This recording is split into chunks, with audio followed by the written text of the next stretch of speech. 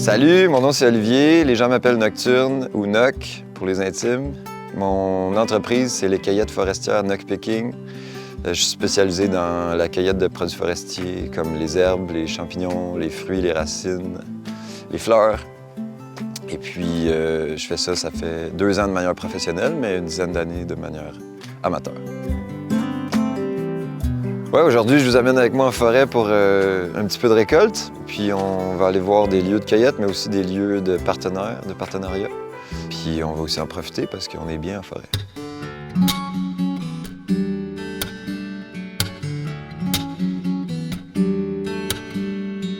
En ce moment, on fait de la framboise chez Geneviève puis Mathieu, les propriétaires de la Société Secrète. Dans le fond, dans mes spots de cueillette, j'ai aussi chez des gens où est-ce qu'ils n'ont pas le temps ou l'énergie ou le désir de ramasser les fruits qui sont chez eux. Fait que je viens m'en occuper parce que c'est important de cueillir les fruits qu'on a pour pas qu'il y ait de la vermine qui vient s'installer. Ici, c'est des belles framboises, donc je les conserve un peu pour les marchés publics. Puis ceux qui sont un petit peu plus maganés, bien, on les envoie en transformation pour que les producteurs comme les distilleries, puis les restaurants, puis les transformateurs puissent les utiliser. Fait que visuellement, les gens ont le droit à la top qualité. Ouais, les petits fruits, c'est une bonne source de revenus, mais c'est plus tough. C'est genre le produit le plus difficile à cueillir. Parce que t'as mal au dos, premièrement. Et ça, c'est pas pire, là, la hauteur, mais tu sais, il faut tout le temps se pencher. Les petits fruits, c'est souvent au sol. Ou sinon, c'est très haut. Fait que là, il faut que tu pognes une échelle puis que tu te plies ou tu graines dans les arbres. Après ça, ben c'est dans une période où est-ce qu'il y a le plus de bébites. Puis nécessairement, les bébites, ben ils aiment le sucre. Donc, les fruits. Donc, c'est des périodes où est-ce que tu te fais manger pas mal. C'est pour ça que tu développes des petits trucs au fur et à mesure de ton expérience. Mais oui, c'est dans le plus en demande aussi, les petits fruits. Donc, c'est une bonne source de revenus. Puis, ça permet aussi aux entreprises locales puis aux gens du marché de pouvoir se procurer des fruits qui viennent pas de l'épicerie, qui viennent de leur cour arrière. Puis ça, je pense que c'est bien important.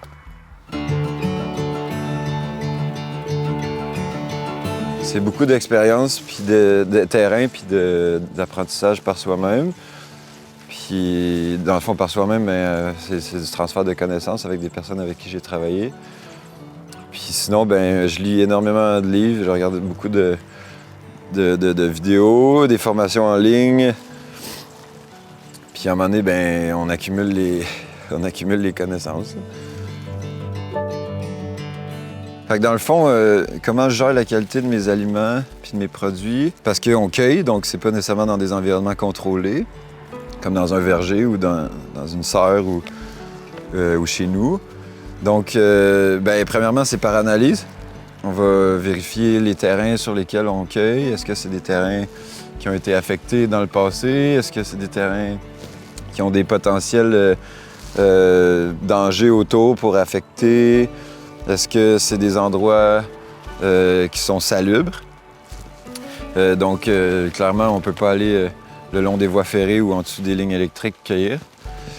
Puis après ça, ben, le produit en tant que tel, regarder autour, est-ce que, ben, on demande aux clients chez qui je cueille, est-ce que c'est des endroits salubres? Est-ce que vous avez des passés avec le terrain? Est-ce que vous savez s'il y a déjà eu des problèmes de salubrité? Tu sais, les classiques, les vieilles dompes gaspésiennes. Tu veux pas cueillir une pâche de chanterelle dans le milieu d'un char avec de l'huile.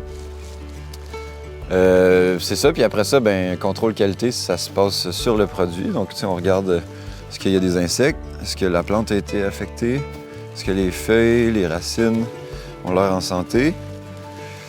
Puis, ben, généralement, si toutes ces questions-là sont positives, ben, on se retrouve avec des beaux produits, là.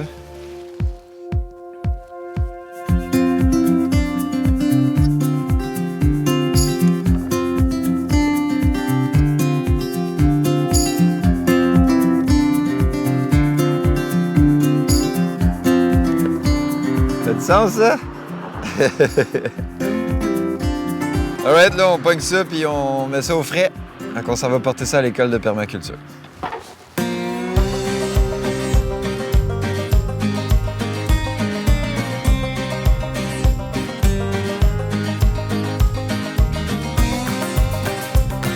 Ouais, on est à l'école de permaculture. En fait, c'est l'école d'agriculture innovante et de permaculture.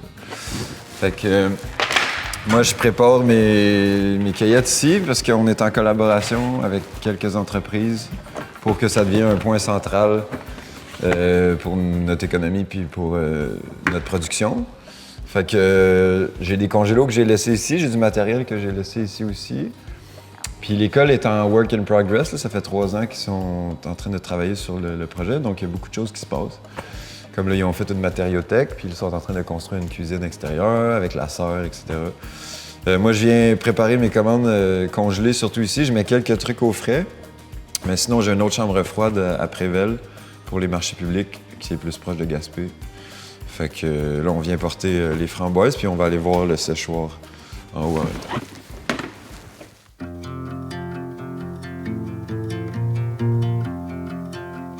Fait que dans le fond, on a construit ce séchoir-là en association avec l'école de Perma pour qu'on puisse le laisser ici. Puis aussi avec PSE, Produire la santé ensemble, pour que ça devienne un séchoir également accessible à la communauté ou aux gens qui voudraient sécher des choses. Fait que le séchoir, il est là, mais moi je l'utilise quand même beaucoup, mais il y a souvent des séchoirs de libre, puis les gens peuvent venir l'utiliser. Ou d'autres compagnies du coin aussi, comme il y a des arboristes là, qui viennent l'utiliser pas mal. Puis tellement que là, l'année prochaine, on va sûrement en faire 2 ou 3 autres rangées parce qu'on n'a pas assez de place. Moi, dans le fond, j'essaie de faire pas trop de transformation parce que c'est très demandant au niveau du temps, puis ça prend du matériel. Je suis vraiment dans le plus brut et frais possible dans mes produits. Donc, je vais vendre directement aux clients qu'eux vont congeler, transformer, sécher. Mais je fais aussi une bonne partie de transfo quand même. Donc, j'ai un séchoir, j'ai les congélateurs. C'est de la transformation quand on va altérer l'état du produit principal. Donc, le fait de congeler puis de sécher, c'est de la transformation. Mais pour moi, c'est une transformation qui ne demande pas trop de temps, puis qui est quand même efficace, puis qui me permet de conserver des produits plus longtemps pour en vendre durant l'hiver, puis des plus grosses quantités également.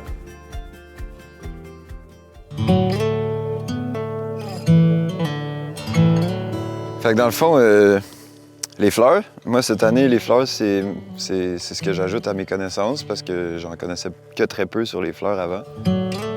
Donc, j'étais en gros contact avec plein d'herboristes du coin, puis des horticulteurs, horticultrices pour être capable d'identifier les fleurs, savoir s'ils sont indigènes ou colonisatrices, parce que c'est important dans mon design. Moi, je prends que des plantes indigènes pour la symbiose. Puis aussi, en général, pour savoir quand j'identifie une plante, est-ce que dans les années prochaines, elle va être envahissante, si je l'enlève maintenant, ou est-ce qu'on la laisse pousser puis qu'on l'entraide? L'épilobe, c'est une plante indigène que j'ai appris cette année. Je ne pensais pas qu'elle était indigène avant cette année. Et puis, c'est une plante envahissante. Donc, comme on peut voir ici, quand elle a les conditions favorables, elle va y aller. C'est une super bonne aromate. En fait, la plante au complet est comestible. Moi, je cueille les jeunes pousses. C'est des asperges. Ça fait des asperges d'épilobe. C'est super bon en début de saison. Sinon, quand ça pousse, les feuilles peuvent faire des très bonnes tisanes. Les colons européens appelaient ça l'herbe frette. Dans le fond, les fleurs que je cueille actuellement, c'est pour une distillerie locale qui l'utilise en aromate dans son gin. Quand elle est séchée, elle sent encore meilleur. Souvent, les aromates, on ressort leurs essences puis leurs valeurs quand ils sont séchés. Donc, c'est un avantage de faire sécher. C'est pas juste pour la conservation, mais c'est aussi pour aller chercher des arômes bien précises. C'est beau produit, ça! Hey, check ça là.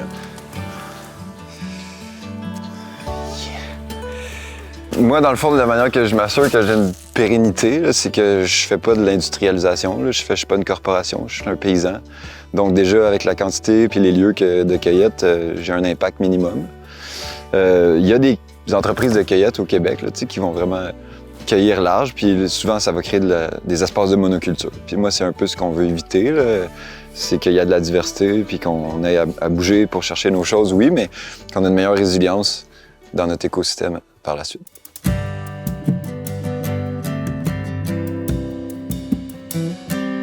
Live, on vient chercher un autre fruit. Le bleuet. Parce que c'est le temps, ils sont plus tôt cette année à cause de la chaleur.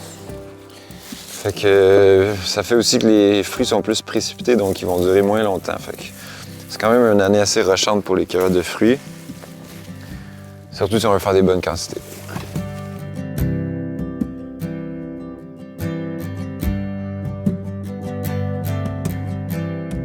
Défi pour mon travail. Le défi majeur, c'est la santé, parce que j'ai besoin de mes bras, puis de mes jambes, puis de mon dos pour cueillir. Fait que j'ai pas d'assurance en ce moment. Là. Fait que c'est un peu stressant là, de savoir que peut-être à un moment donné, je me blesse dans le bois, je peux plus cueillir, fait que je fais plus de profit. Fait que il faut que je crée des roulements pour ça, puis il faut que je puisse faire assez de profit pour me protéger. Un autre défi, c'est le climat. Je pense qu'on va pas se cacher qu'il y a un réchauffement climatique actuel qui alterne nos méthodes, puis nos manières de faire, puis de percevoir le développement de la nature. Puis ça crée aussi des urgences comme les feux, les inondations. C'est des choses qu'on peut pas vraiment contrer. Donc ça, c'est des défis considérables. Cette année, on le voit, là, il fait super chaud. Il y a eu des bons fruits, mais pas beaucoup d'eau, pas beaucoup de champignons. Les fruits, ça pousse plus vite parce qu'il fait chaud. Fait que il faut s'acclimater à chaque année. C'est jamais le même temps de cueillette, c'est jamais la même quantité de cueillette. Donc des fois, il y a des rushs parce qu'il faut aller chercher des choses un peu plus profondes dans le bois.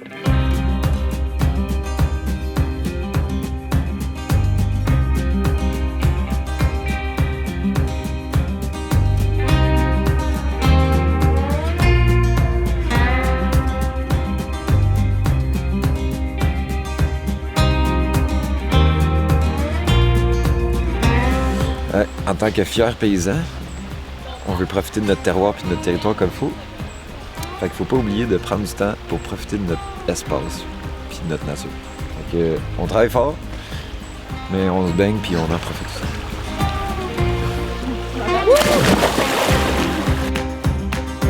Les acteurs locaux, comment ils perçoivent les activités, il faudrait leur demander. Non, en général, je pense que c'est bien reçu parce que j'ai beaucoup de gens qui m'appellent pour me dire qu'ils ont des trucs à cueillir, qu'ils ne cueillent pas dans leur cours. On fait beaucoup de glanage. De glanage, je pense. Glanage, c'est de récupérer des produits qui ne sont pas nécessairement utilisés chez les gens pour les redistribuer à la communauté ou à des entreprises. Sinon, je fais de plus en plus d'aménagements. Les services d'aménagement, ils sont de plus en plus confiants, les gens, donc de ce que je suis capable de faire. Je commence à avoir de plus en plus d'acteurs à ce niveau-là. Donc, je pense que c'est quand même bien perçu. Je fais les marchés publics. J'ai beaucoup de gens qui viennent régulièrement me voir, me poser des questions, voir les nouveaux produits, les produits qu'il y a en semaine, parce que j'essaie au marché public de montrer ce qu'il y a présentement de disponible dans la forêt. Donc, comme ça, les gens, après ça, ils peuvent pas juste en acheter, mais aller essayer d'en chercher en forêt eux-mêmes. J'ose espérer que ça se passe bien au niveau de la perception publique.